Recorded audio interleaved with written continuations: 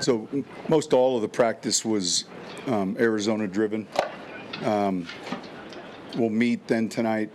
Tomorrow we'll have another walkthrough, and then kind of be ready to go. From a quarterback rotation, you'll see Stidham, with the first series or so, I'd like to see him get 8 to 12 plays, and then we'll get a lot of work with Zach at some point in that first or early second quarter. Any questions?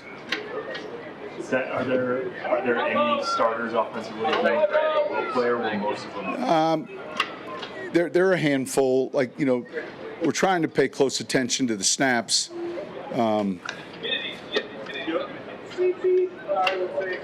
Look, on defense, we got to see where Jones is at. We got to see where Levi's at.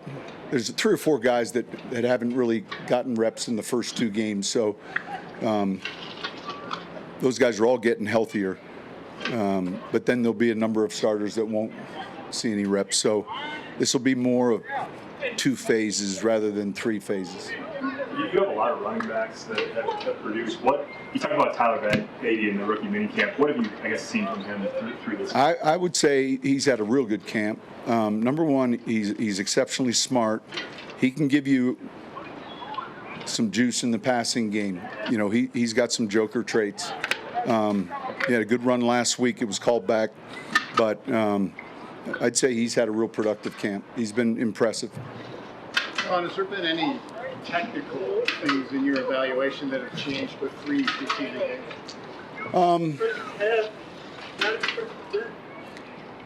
Yeah, I think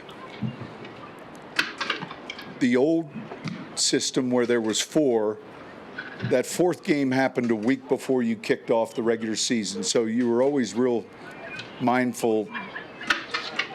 The wrong type of injury put you out for just 1 game, but maybe, and so this additional week I think is helpful. And that's the one thing. Look, right, wrong, or indifferent. The old formula for me, or was a quarter, week 1.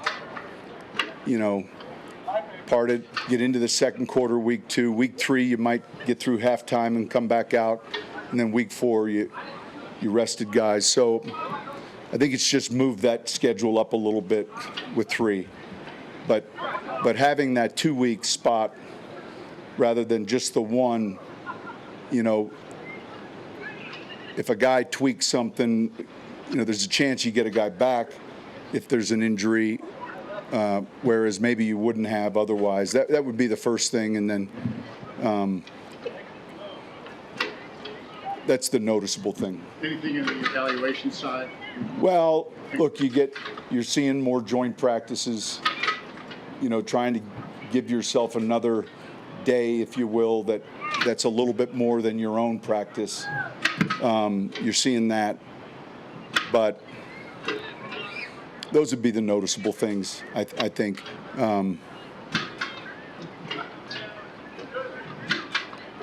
think the other thing that changed, we've gone back and forth, there was a point where at one point it was 90 to 75, 75 to 53, and I think everyone in the league felt stronger about 90 all the way through. It just gave you more flexibility relative to how you're playing guys. So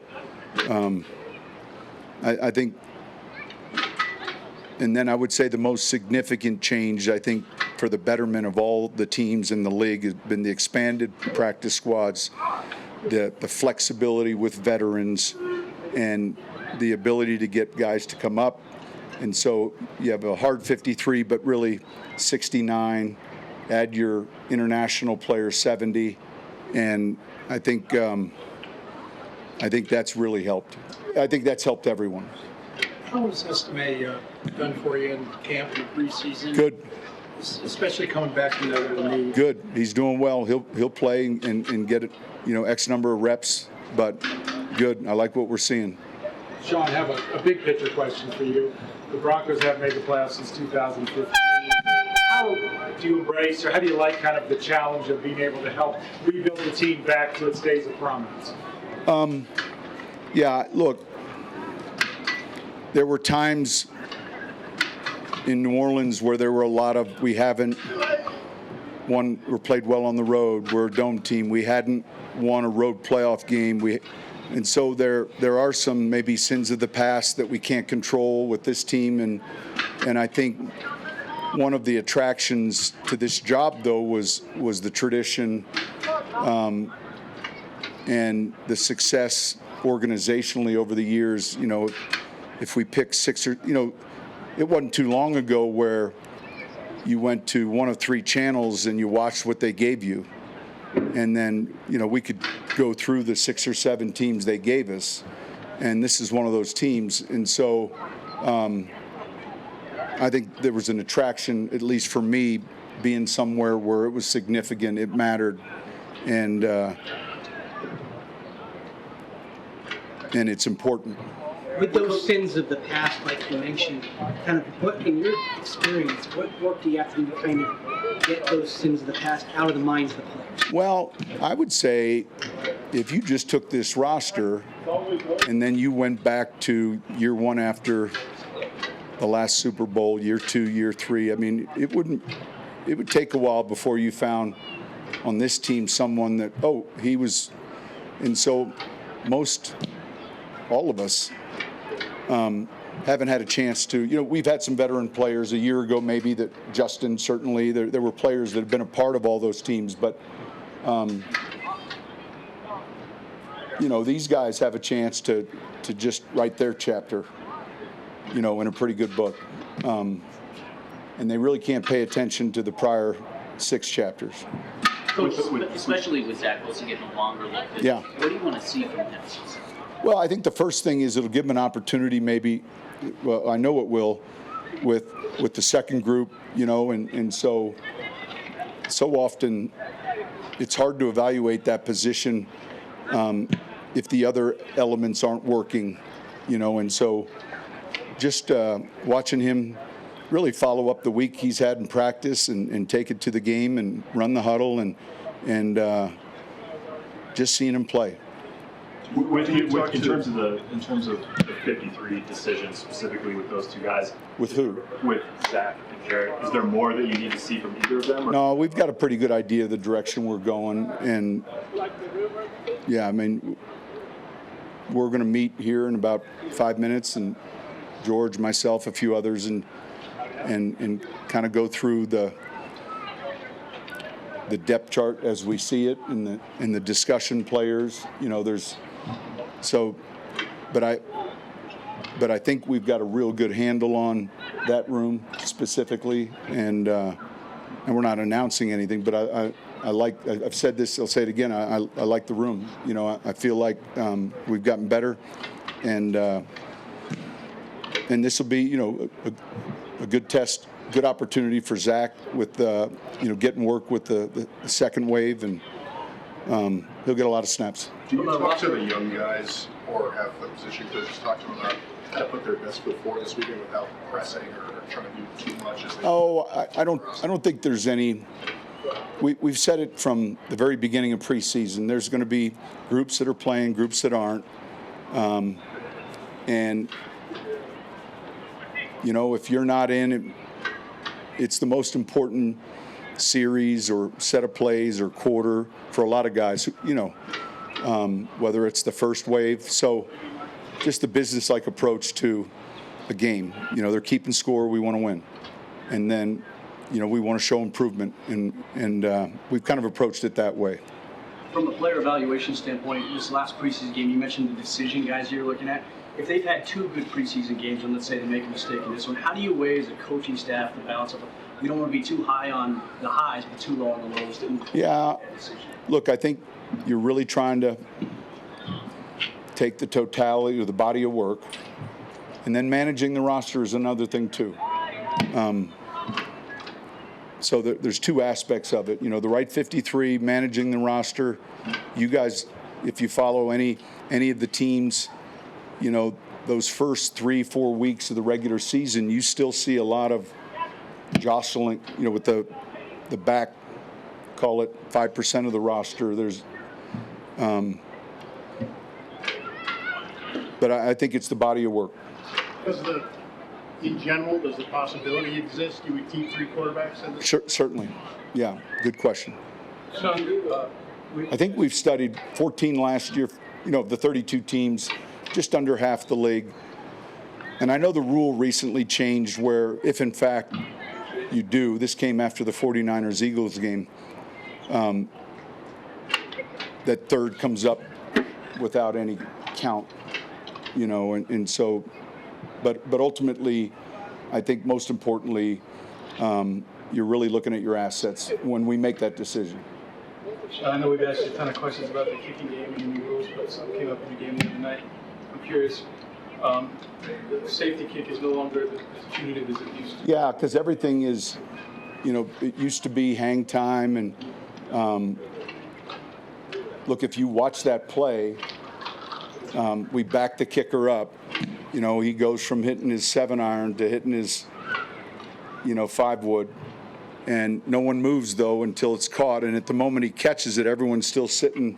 So it's not like those two lines have backed up in the returner, So I would say it's not as penalizing. I think I don't know where the start was after that kick. I'm going to say 28-yard line. 20, yeah. And so, we're all waiting to tag up like a deep ball to center. And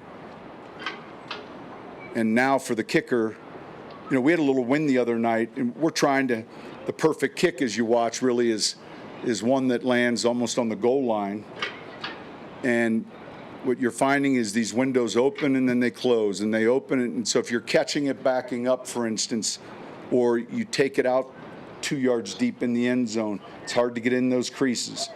But with the wind like last week, all of a sudden it goes 3 yards deep, and so trying to hit that perfect spot when the conditions vary can become complicated. But I think if you ask Will, when you back them up, then it's a little bit more of a full swing. And I'm not quite sure where that ball was caught on the kick, the kick after the safety. But yeah, so I don't think it's not as penalizing as the old safety kick, which was a punter because you wanted hang time and you wanted to cover, but everyone's sitting down there already. So something you like that? Well, it just is what it is. I don't have a strong opinion either way. It just hopefully we're not taking safeties unless we intentionally take them. I didn't like it. Say it again. LaFleur didn't like the change, but yeah, I just think there are a couple byproducts of anytime there's a rule change. There's a few things that maybe take place where you're like, I didn't think of that. There's still the complication for the average fan of the kick out of bounds going to the 40, the kick deep to the 30, the kick through to the 20. I don't think we've ever had 3 starting spots in our history before. And so there's a penalty on the scoring play, and we decide not to go for 2. We kick from the 50. So if we kick from the 50, a touchback, it's out at the 30. If we launch it out of bounds, it goes to the 25.